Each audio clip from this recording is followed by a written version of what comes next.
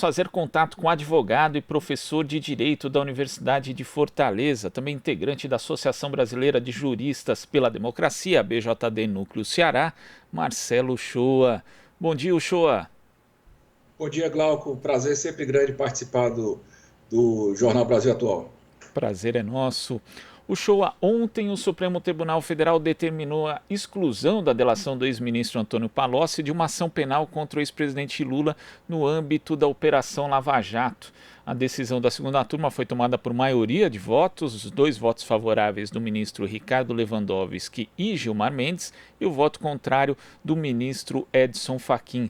Antes de pedir a sua análise, Uchoa, eu vou ler aqui 2 trechos dos votos do Lewandowski e do Gilmar Mendes. O Lewandowski diz que a medida, a inclusão da delação do Antônio Palocci na ação penal configurava uma inequívoca quebra de imparcialidade, dizendo o seguinte: a juntada de ofício após o encerramento da fase de instrução com o intuito de gerar, ao que tudo indica, um fato político, revela-se em descompasso o coordenamento constitucional vigente.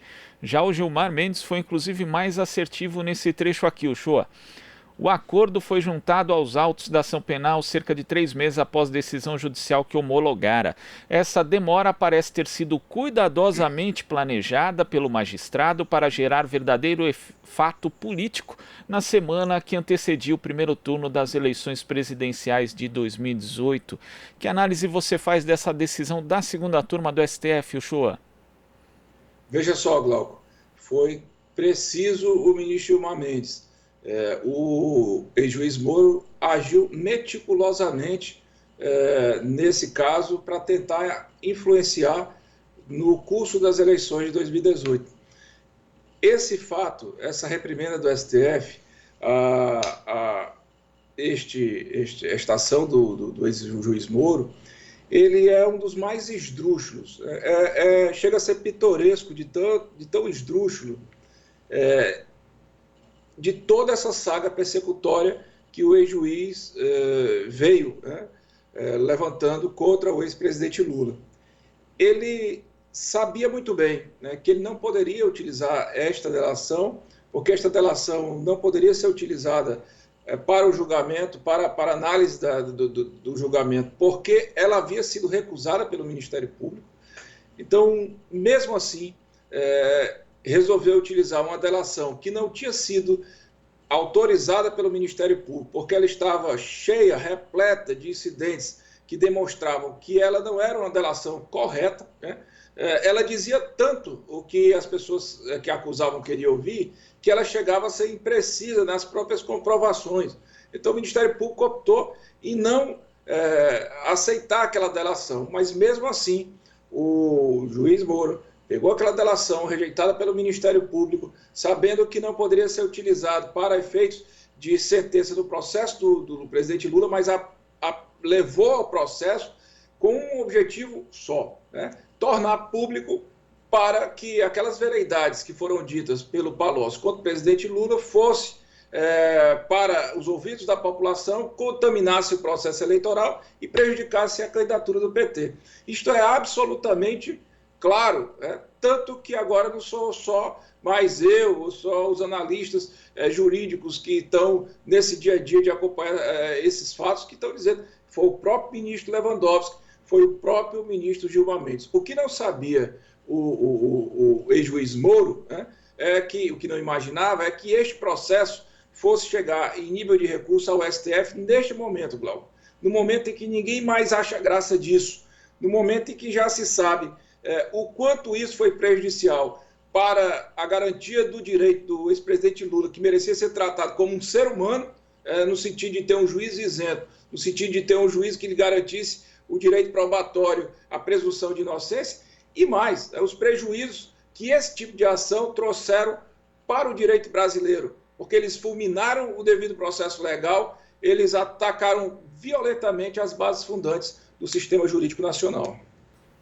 Inclusive, né, Uchoa, nesse caso específico, né, dessa inclusão da delação de Antônio Palocci nessa ação penal contra o ex-presidente Lula, os efeitos são múltiplos, porque você ao mesmo tempo constrange a defesa, você causa mais danos à imagem do ex-presidente Lula e naquele momento específico influencia de forma decisiva no processo eleitoral, manchando ainda mais as eleições de 2018. Quer dizer, foi um tipo de atitude ali do ex-juiz Sérgio Moro que causou impactos negativos em toda a esfera política nacional e também na esfera pessoal ao ex-presidente Lula. Glauco, foi um crime praticado, né? Vamos ser bem claros, foi um crime praticado por aquele juiz que sabia que aquele elemento não poderia ter sido utilizado como prova dentro daquele processo. Ele age dentro do processo, mas ele quis fazer o quê? Ele quis agir fora do processo. Ele quis turbinar um clima que já estava quente de eleições, para manipular as eleições, para beneficiar o governo, do qual depois ele próprio se beneficiou como ministro da Justiça, porque saiu rompido, porque teve seus interesses contrariados, mas enquanto não teve seus interesses contrariados, esteve dentro do governo, do princípio até o fim, compactuando com todo tipo de servergonhice que foi feito nesse governo. Então, esse juiz, ele não tem responsabilidade nenhuma, nem com o direito, nem com a justiça, e muito menos com o país. É um homem a serviço da destruição do Estado Nacional. Ainda bem que o Supremo Tribunal Federal parece ter percebido isso, porque a reparação de todo o constrangimento que o presidente Lula sofreu, isso aí não vai haver. Os efeitos negativos que tudo isso gerou naquela campanha de 2018 também não vai haver, mas pelo menos para o futuro pode ser que isso sirva de lição para que outros não inventem utilizar o direito como arma política para conseguir objetivos políticos. E nós tivemos, né, Uchoa, no final de semana, o lançamento do livro das suspeições pelo grupo Prerrogativas, e tem um artigo ali do professor de Direito Constitucional Lênio Streck, que ele faz justamente uma pergunta que eu vou repassar para você, Uchoa, que é o seguinte: o que a comunidade jurídica e o STF farão agora que sabem tudo sobre o Moro?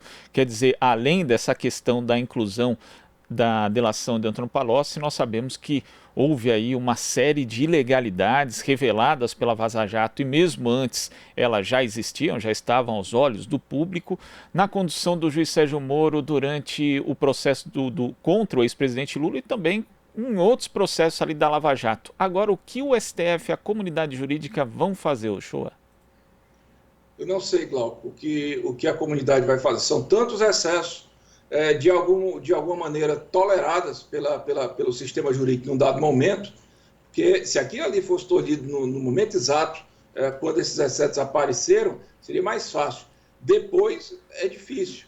Agora, eu acho que o Moro vai ter que responder criminalmente por todos esses malfeitos que ele cometeu, comprovadamente de forma dolosa. Eu não sei bem quais são, nem em que momento isso acontecerá, mas eu acho que fatalmente isso acontecerá não só com ele, mas com outros protagonistas da Lava Jato, inclusive no Ministério Público, como o senhor Dallagnol e companhia, que agora se vê em apuros aí, porque está demonstrado que o Ministério Público Federal de Curitiba da Lava Jato foi uma célula de arapongagem desautorizada pela Justiça. Eles operavam, enquanto Ministério Público e Justiça, numa série de ilegalidades. Esta aí, de ontem, foi apenas uma, você disse bem. Foi apenas uma, ela já foi provocada, ela já foi patrocinada no momento em que ninguém levava mais nem em consideração, porque a sequência já vinha lá de trás. E o juiz Moro já se mostrava totalmente comprometido com a condenação do Lula. Ele já tinha acusado, já tinha investigado, acusado, e já estava comprometido com aquilo ali, já estava até flertando com a campanha eleitoral deste que aí se tornou presidente por uma série de motivos também. Um deles, o fato desse juiz ter impedido o Lula de participar daquela campanha eleitoral, fora as fake news. Agora, Uchoa, muitas vezes, né, tem os defensores de Sérgio Moro que costumam dizer o seguinte: olha, mas a maioria das decisões do juiz no âmbito da Lava Jato não foram reformadas, não foram sequer, não houve ressalvas por parte das instâncias superiores. Mas, por outro lado, a gente sabe que a função do juiz não é só assinar ali uma sentença, ele interfere no processo inteiro, né, inclusive, por exemplo, na produção de provas. Então, eu queria que você explicasse para o ouvinte, para o telespectador que acompanha aqui o Jornal Brasil Atual, Uchoa, a função do juiz no processo penal e como a parcialidade dele pode afetar o processo inteirinho, acabando até dificultando a análise depois das instâncias superiores dessas ações quando elas chegam até lá. Veja só, se for demonstrada a parcialidade desse juiz, tem que anular tudo, né? Tem que anular tudo, porque o processo começa corrompido desde antes. Mas não tem mais recurso. Bom, mas o direito existe uma figura chamada ação rescisória. A área penal não é bem a minha praia, mas imagino que deva caber no caso penal, que você tem o direito de rescindir uma sentença no caso de que, eventualmente, você encontre fatos que justifiquem aquela rescisão. A nulidade, a demonstração, a comprovação de que esse juiz agiu de forma seletiva e parcial, ela anula tudo, porque faz parte da estrutura do processo, da natureza do processo penal, qualquer processo, mas sobretudo penal, que a pessoa que está sendo acusada tem que ser levado ao crivo de um juiz que seja isento. O juiz não é inimigo da parte, nem é amigo nem é inimigo. O juiz ele busca a justiça em torno daqueles elementos que estão sendo apresentados. Ele não é obrigado a ser amigo do Lula, mas ele também não pode ser inimigo, né, como ele agiu. Nesse caso aí, anulação, é radicalmente nula, nulidade radical, isso aí, absurdo.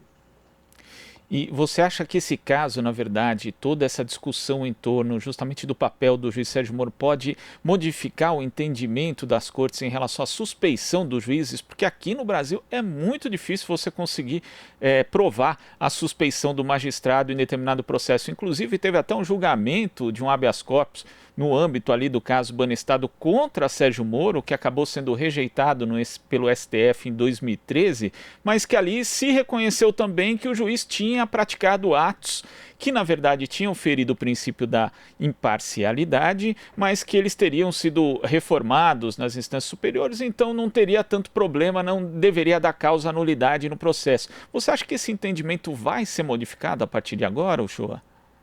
Eu acho que vai, Glauco. Sempre foi muito difícil você declarar a suspeição, porque o juiz é um ser humano, ele interage com as pessoas.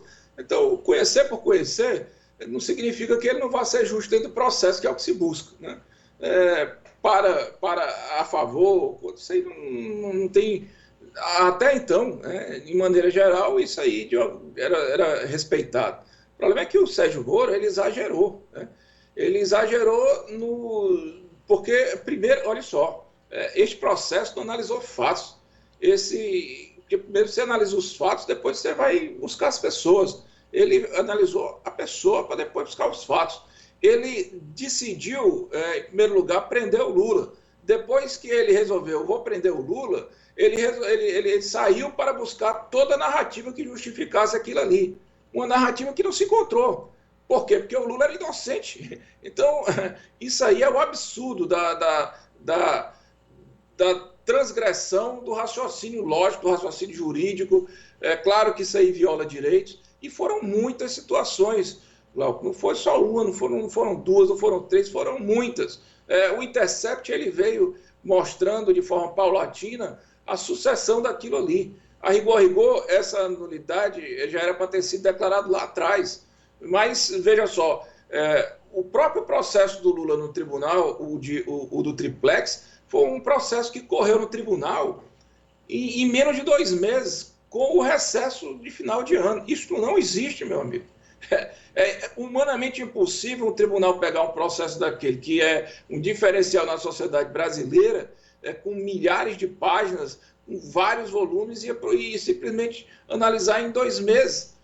Menos de 2 meses. E por que foi feito aquilo ali? Porque era necessário que o Lula fosse condenado ali na segunda instância, para depois o Moro declarar a impossibilidade dele de disputar a eleição.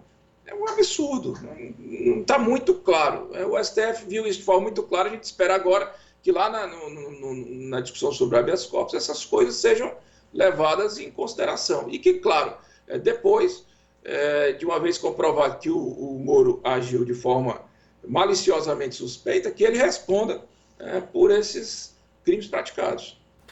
Agora, se a atuação do Sérgio Moro é questionada aí na Operação Lava Jato, temos também o papel da própria força-tarefa, dos procuradores. E hoje, a gente vive uma espécie de embate entre o Procurador-Geral da República, Augusto Aras, e os procuradores da Operação Lava Jato. Ontem, inclusive, houve uma nova reunião ali que o Augusto Aras baixou um pouco o tom, que vinha bastante elevado entre as duas partes, rachando na prática o Ministério Público. Como é que você vê esse embate entre a Procuradoria-Geral da República e a Força-Tarefa da Lava Jato, Shoa? Olha, Glauco, o que eu imagino ali, né, é que eles estão lavando a roupa suja, né? Só que há tanta roupa suja para ser lavada que, claro, vai pingar alguma coisa fora da bacia. Então, é difícil você lavar a roupa suja sem aquilo ali não transbordar. O que acontece, todos estiveram, num dado momento, interessados em utilizar a força-tarefa da Lava Jato quando era para desqualificar o PT, quando era para motivar a prisão do Lula, quando era para justificar o injustificável. Agora, que isso aconteceu e que se percebe que a Lava Jato deu um exemplo que pode ser utilizado em qualquer circunstância, isso aí é péssimo para o direito brasileiro, porque não só vai praticar a injustiça à torta e à direita, como também vai desestruturar completamente as bases jurídicas nacionais. Então, o PGR resolveu investigar os excessos da Lava Jato. E fez demonstração, e já levou a público situações absurdamente inacreditáveis. Quer dizer, existem 38 mil pessoas no Brasil que estão sendo arapongadas pela Lava Jato sem determinação judicial, sem presunção de inocência, sem direito ao contraditório, só porque a Lava Jato quer, né? Só porque Dallagnol e companhia querem. Existem 50 mil documentos, salvo engano, 50 mil invisíveis, que estão visíveis só para a força-tarefa da Lava Jato. Existe aí 300 e tantos terabytes de informações, enquanto o volume de informações do Ministério Público Federal é 40 e poucos terabytes, que eu não sei nem calcular isso na minha cabeça, só sei que há, de fato, um outro Ministério Público além do Ministério Público Oficial. Glauco, isso não pode, Glauco. Então, assim, é tão absurdo que a Lava Jato estava querendo vou dar dinheiro para combater a pandemia, numa das suas últimas tentativas aí de fazer um apelo demagógico com a opinião pública. A Lava Jato não é para ter dinheiro, né? O dinheiro é do erário, né? Isso é um órgão, eles agem em nome do Estado, não é em nome próprio. Então, a Lava Jato, ela se transformou não só num vexame para o país, mas num câncer nacional, numa doença gravíssima para a institucionalidade. A Lava Jato, ela destruiu a economia brasileira, com empresas que quebraram, milhares de empregos que foram perdidos, a cadeia produtiva das empresas que quebrou também. Empregos hoje não vão ser criados porque empresas diminuíram o seu tamanho. A Lava Jato, além disso, ela criminalizou a política. Ao criminalizar a política, ela tirou a credibilidade dos partidos e o fascismo ocupou o vácuo da falta dos partidos tradicionais. A Lava Jato, ela depauperou as instituições jurídicas, o próprio direito, que hoje são desacreditados pela população. O direito tem uma visão num dia, tem uma visão no outro, tem uma sentença assim, um acordo assim. Quer dizer, não há mais unidade, não há mais equilíbrio, sem falar no prejuízo individual para o direito das pessoas envolvidas, sem falar no prejuízo para a soberania nacional, porque nesta altura do campeonato já se sabe que o Ministério Público da Lava Jato teve, de forma inacreditável, uma intercessão do FBI. Que absurdo é esse, Glauco? Imagina aí você você solidarizar a inteligência nacional, os segredos da República, abrir o espaço para que os Estados Unidos manipulem o sistema de dentro do país, sem falar aí no benefício pessoal, né, dessas pessoas, porque venderam livros, deram palestras, se tornaram pessoas públicas, aplaudidas no Brasil. Aqui o Dallagnol, para dar palestra, ganhou ingresso para brincar lá no Beach Park com a sua família todinha, em parque aquático, sem falar na fundação bilionária que eles quiseram criar com o dinheiro da Petrobras, sem falar no sonho que o Dallagnol tinha de ser senador da República, do próprio Moro ganhando o cargo de ministro da Justiça, com a promessa de virar ministro do STF, sem falar na fábrica de dinheiro que foi criada em torno de escritórios de delação. Então, Glauco, é muita coisa aí, meu amigo. É muita coisa. E, para piorar, nos deixou com isto que está aí no governo nacional. Porque o prejuízo pelo descrédito que a Lava Jato trouxe a esse país em relação à política convencional, o resultado está aí, né? Num governo em que você chega no dia de hoje com mais de 95 mil mortos, quase 96 mil mortos, quase 3 milhões de contágios, o que é que o governo está fazendo? O governo está tentando emplacar a CPMF, que é para soltar mais ainda no lombo do vulnerável desse país. E pior, prometendo ao Centrão desonerar ainda mais a folha de trabalho, quer dizer, no lombo do trabalhador que esse governo ataca o tempo todo. Por quê? Porque a Lava Jato deu espaço para isso. Tá certo, Uchoa. Muito obrigado pela sua participação aqui no Jornal Brasil Atual e até a próxima. Eu que agradeço, Glauco. Tudo de bom. Conversamos aqui com o advogado e professor de Direito da Universidade de Fortaleza, integrante da Associação Brasileira de Juristas pela Democracia, BJD Núcleo Ceará, Marcelo Uchoa. Você está ouvindo Jornal Brasil Atual. As notícias que os outros não dão.